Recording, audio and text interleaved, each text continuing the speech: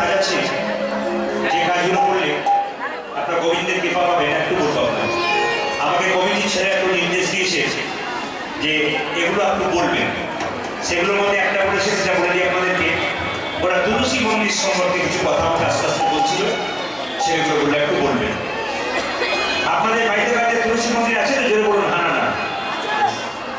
তুলসী মন্দিরে তুলসী গাছ আপনি বুধবার দিন লাগাবেন। কিবার বললাম? দেখুন কিবার বললাম? বুধবার। তুলসী মন্দিরে গাছ লাগাবেন কিবার বললাম? জোরে বলুন সবাই বলুন বুধবার। অন্য বার নয়, বুধবার।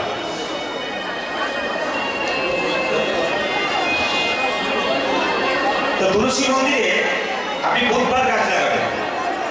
তুলসী মন্দিরে যখন জল দেবেন দাদা ভাইরা মায়েরা, বাড়ির সবাই কিন্তু জল দেবেন। একটা ভালো জায়গা বাড়িতে ভগবান করে দিয়েছে, যে জায়গাটা ব্যবহার করুন আপনাদের সংসার সুন্দর হবে। আমি আসলে দাঁড়িয়ে কথা দিলাম আপনাদেরকে, যদি কোনো বাড়িতে প্রত্যেকজন প্রতিদিন তুলসী গাছে জল দিতে পারে, 100% গ্যারান্টি দিলাম তার বাড়িতে মানসিক অর্থনৈতিক কোনো ভাব থাকবে। শুধু দেখে নিন আপনারা, প্রমাণ প্রত্যক্ষ। 1 বছর করুন সবাই, বাড়ির বাচ্চা থেকে বুড়ো পর্যন্ত সবাই আপনার তুলসী মন্দিরে জল দেবেন। আচ্ছা, দ্বিতীয়, ভিজে কাপড়ে জল দেবেন না। প্রশ্ন করবেন ভিজে কাপড়ে কেন দেবো না? আমি বুঝিয়ে দিই ভিজে কাপড়ে কেন দেবেন না। ভিজে কাপড়ে জল পায়ে পড়বে,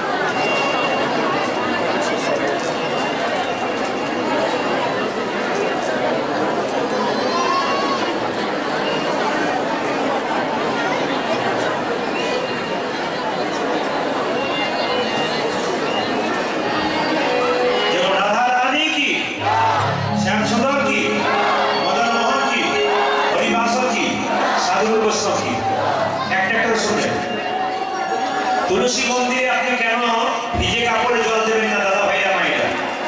মায়েরা স্নান করার পর শুভ্র পোশাক, চেষ্টা করবেন লাল পেরে সাদা শাড়ি। বাড়ির জন্য এত কাপড় কিনতে পারছেন আর ভগবানের জন্য একটা কাপড় কিনতে পারছেন না, একটা লাল পেরে সাদা শাড়ি বাজার থেকে কিনবেন। ওই কাপড়টা শুধুমাত্র ভগবানের সেবাতে যখন যাবেন তখন ব্যবহার করবেন, বাকি সময় ব্যবহার করবেন না। দাদা ভাইরা ধুতি ব্যবহার করুন। যদি ধুতি না মানে একটা গামছা আপনি পরতে পারেন, কিন্তু গামছা করুন না ধুতি করুন, আপনি কিন্তু কাছা করে পরবেন। খুব মাথায় রাখতে হবে, আপনি গামছা করুন আর ধুতি করুন, আপনি কাছা করে পরবেন, ভিজে কাপড়ে নয়। কেন আমি একটা বলে দিই, ভিজে কাপড়ের জল যত পায়ে পড়বে আর পায়ের জল যত মন্দিরে পড়বে তত অপরাধ হবে। তুলসী গাছে জল দেবেন, গাছের নিচে গর্ত থাকে না? জোরে বলুন হ্যাঁ না। গাছের নিচে গর্ত থাকে, তো গর্তের মধ্যে এমন ভাবে জলটা ঢালবেন যেন গর্ত থেকে জলটা উপচে বাইরে পড়ে না যায়। খুব মাথায় রাখবেন, আমি বহু ঘরে দেখেছি জল দিচ্ছে, উপচে জলটা নিচে পড়ে যাচ্ছে। আপনার জল দেওয়া হচ্ছে না, আপনি অন্যায় করছেন, আপনি ভুল করছেন। কি করলাম মনে থাকবে? যখনই জল দেবেন, যখনই জল দেবেন তখন মাথায় রাখবেন, জল দেওয়ার সময় আপনার জলটা যেন গর্ত থেকে উপচে না পড়ে যায়, কিছুটা ফাঁকা রেখে দেবেন। কি বললাম? 2 আঙুল 3 আঙুল জল দেওয়ার সময় জলটা ফাঁকা রাখবেন যেন জলটা উপচে না পড়ে। তুলসী গাছে যখন জল দেবেন তখন মাথায় রাখবেন পশ্চিম দিকে মুখ করে জল দেবেন না। যে যেখানে বসে আছেন দামি দামি কথাগুলো শুনবেন, পশ্চিম দিকে মুখ করে জল দেবেন না। কেন? মুসলমান ভাইরা পশ্চিম দিকে নামাজ পড়ে না, ওদের শাস্ত্র বলল পশ্চিম দিকে ওনারা নামাজ পড়ার এই জন্যে ওইদিকে কাবার মসজিদ আছে, ওটাকে লক্ষ্য করে নামাজ পড়ে। আর হিন্দু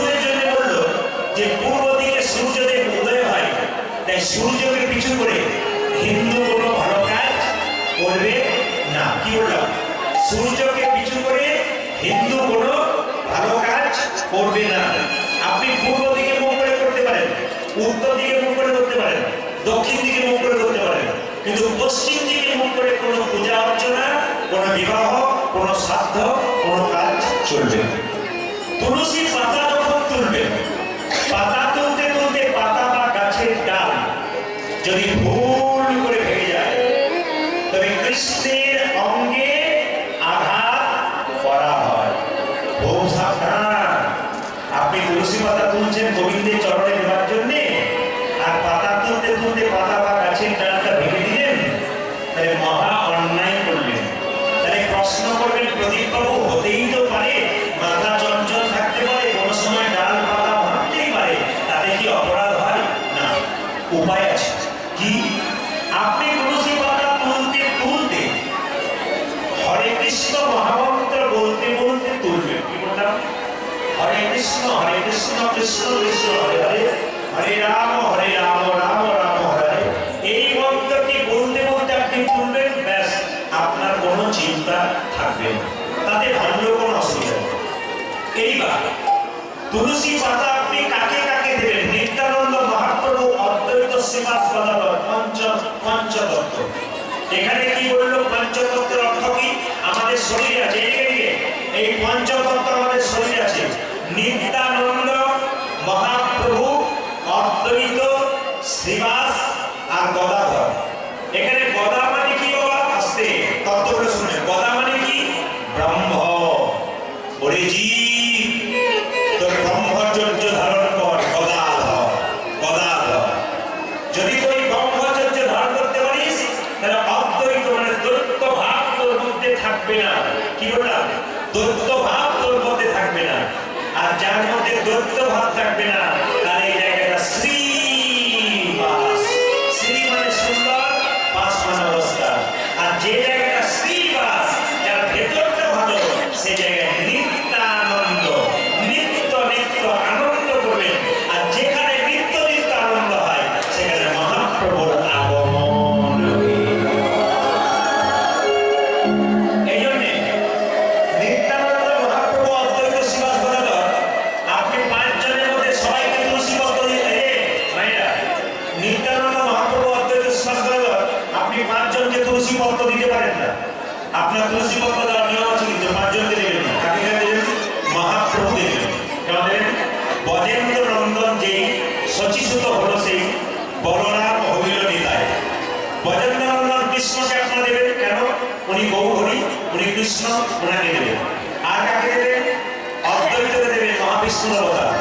আর কাকে দেবেন? আর কাকে দেবেন? নিত্যানন্দকে দেবেন, উনি বলরাম। আর কাকে দেবেন না? শ্রীবাসকে দেবেন না। আর কাকে দেবেন না? গদাধরকে। গদাধর রাধাভাব, আর শ্রীবাস হচ্ছে কি বলুন তো? শ্রীবাস হচ্ছে শক্তি তত্ত্ব, একজন ভক্তি তত্ত্ব, শ্রীবাস ভক্তি তত্ত্ব, ওনাকে দেবেন না। এই 5 জনের মধ্যে 3 জনকে দেবেন, 2 জনকে কিন্তু তুলসী পাতা দেবেন না।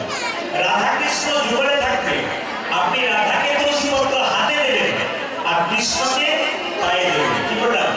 রাধা এবং কৃষ্ণ দুজন যুগলে আছে। আপনি রাধা কোথায় দেবেন? আপনি রাধা হাতে দেবেন, আর কৃষ্ণের কোথায় দেবেন? কৃষ্ণের চরণে দেবেন। গুরুদেবের ছবি যদি আপনার থাকে, তাহলে আপনি কাকে দেবেন? প্রথমে গুরুর বুকে দেবেন, গুরুর চরণে নয়। ছবি কোথায় দেবেন? গুরুর চরণে নয়, গুরুর বুকে দেবেন, চন্দন দিয়ে দেবেন। কিন্তু দেওয়ার নিয়ম আছে। এইবার করে রাখি, তুলসী পত্র যখন আপনি তুলবেন, হরে কৃষ্ণ মহামন্ত্র তুলবেন। যদি আপনার মনে হয় গোবিন্দকে সোনা করাবো, আপনার সোনা কেনার পয়সা না থাকে, তবু সোনা করানো যাবে। করবেন কেন বলুন তো? এই তুলসী গাছে যে মঞ্জুরি দেখেছেন তো, মঞ্জুরি কাকে বলে? মঞ্জুরি, ওই তুলসী গাছের মঞ্জুরি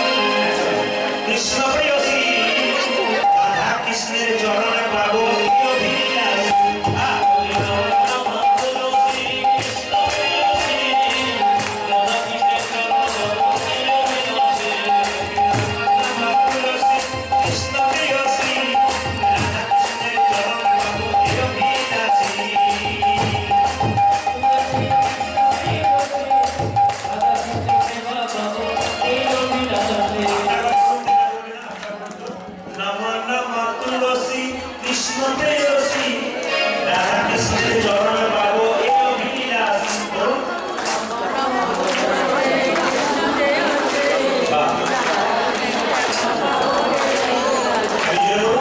নাম নাম তুলসী করে কৃষ্ণ প্রেয়সী রাধা কৃষ্ণের চরণে পাবো এও বিলাস বলুন।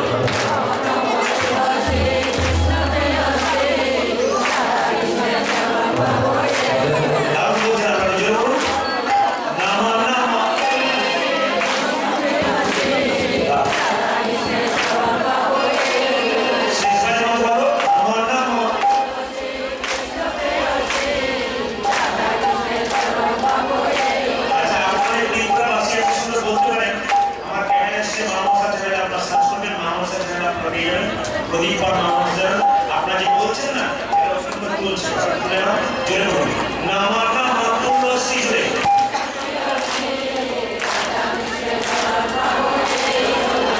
বলুন নামা নামা তুলসী কৃষ্ণ প্রেয়সী রাধা কৃষ্ণের চরণ পাবো জোরে বলুন কে তোমার নামে রয়ে মনোবাসনা পূর্ণ হয়